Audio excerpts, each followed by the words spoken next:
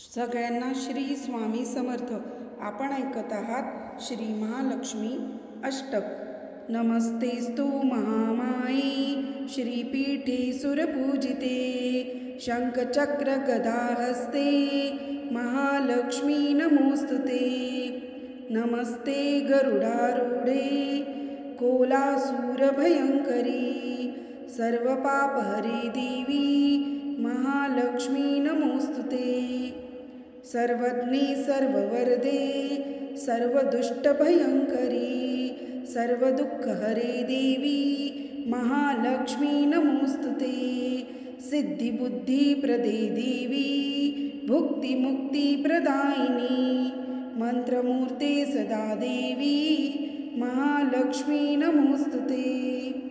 आद्यंतरहिते देवी आद्यशक्ती महेश्वरी योगजे योगसंभूते महालक्ष्मी नमोस्तुते.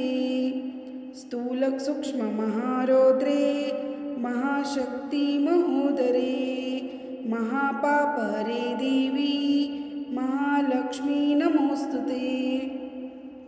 पद्मासनस्थिते देवी परब्रह्मस्वरूपिणी परमेशी जगन्माता महालक्ष्मी नमोस्तुते.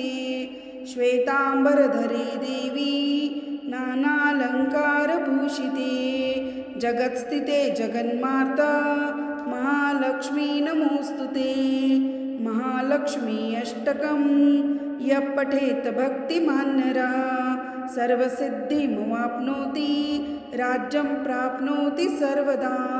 एककाले पठे नित्यं महापापविनाशनं द्विकालेयं पठे नित्यं धनधान्यसमन्वितः त्रिकालेयं पठे नित्यं महाशत्रुविनाशनं महालक्ष्मीर्भवे नित्यं प्रसन्ना वरदा शुभा. इति श्री महालक्ष्मी अष्टकं श्रीलक्ष्मी माता समर्पयामि. शुभं भवतु.